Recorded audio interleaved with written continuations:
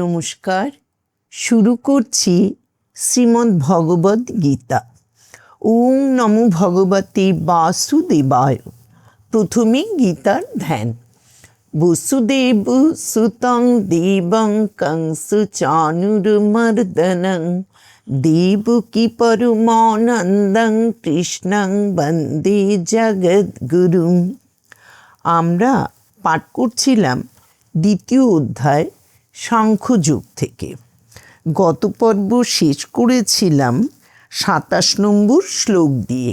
আজকে শুরু করব ২৮ নম্বর শ্লোক থেকে।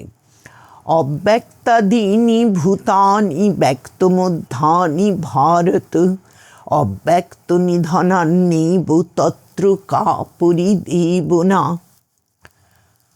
শব্দার্থ ভারত, অর্থ হে ভারত। এখানে অর্জুনকে বলা হচ্ছে।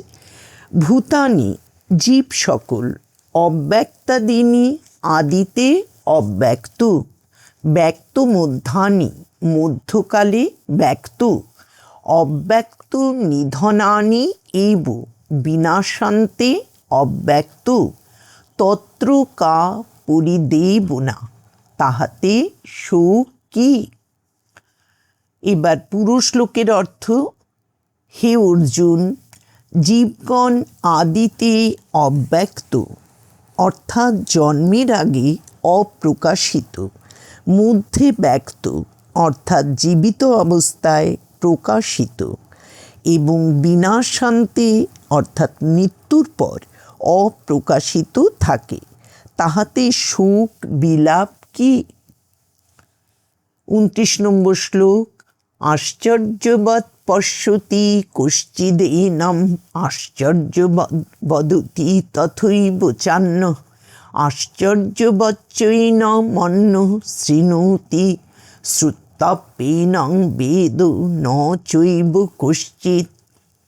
শব্দার্থ কশ্চিৎ অর্থ কেহ, এইনম এই আত্মাকে, আশ্চর্যবৎ পশ্যতি আশ্চর্যরূপ দেখেন, তথৈব চ সেইরূপ, অন্য অন্য কেহ, আশ্চর্যবৎ বদতি আশ্চর্য বলেন, অন্য চ আবার অন্য কেহ, এনম আশ্চর্যবৎ শৃণোতি এই আত্মাকে আশ্চর্যরূপ শ্রবণ করেন, কশ্চিৎ চ কেহ, শ্রুত্বা অপি এব শুনিয়াও, এনং ন বেদু ইহাকে জানিতে পারেন না। এবার পুরো শ্লোকের অর্থ। কেহ এই আত্মাকে আশ্চর্যবৎ কিছু বলিয়া বোধ করেন, কেহ ইহাকে আশ্চর্যবৎ কিছু বলিয়া বর্ণনা করেন, কেহ বা ইনি আশ্চর্যবৎ কিছু এই প্রকার কথাই শোনেন, কিন্তু শুনিয়াও এই আত্মাকে জানিতে পারেন না। ৩০ নম্বর শ্লোক। দেহে নিত্যম অবুদ্ধ অং দেহে সর্বস্ব ভারত তস্মাৎ সর্বাণি ভূতানি ন তং শোচিতুমর্হসি। হে ভারত, অয়ং দেহি সর্বস্ব এই আত্মা সকলের, দেহে নিত্যম অবদ্ধ তস্মাৎ সেই হেতু, তং তোমার, সর্বাণি ভূতানি সকল প্রাণীর জন্য, শোচিতুং ন অর্হসি শোক করা উচিত নয়। এবার পুরো শ্লোকের অর্থ। হে ভারত, জীব সকলের দেহে আত্মা সর্বদাই অবদ্ধ, অতএব কোনো প্রাণীর জন্যই তোমার শোক করা উচিত নয়। ৩১ নম্বর শ্লোক।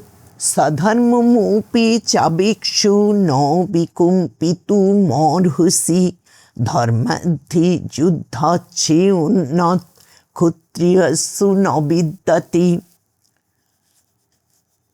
শব্দার্থ সধর্মম অপি চ স্বধর্ম, অবেক্ষ দেখিয়া, বিকম্পিতুম কম্পিত হওয়া, ন অর্হসি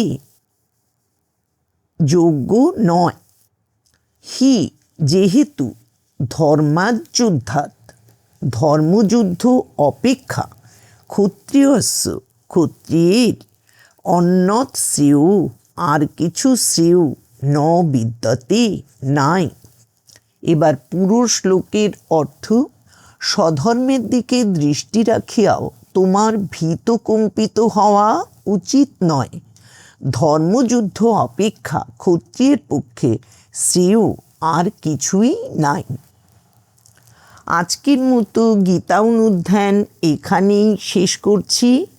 আগামী পর্বে পরবর্তী শ্লোক থেকে পাঠ শুনতে পাবেন।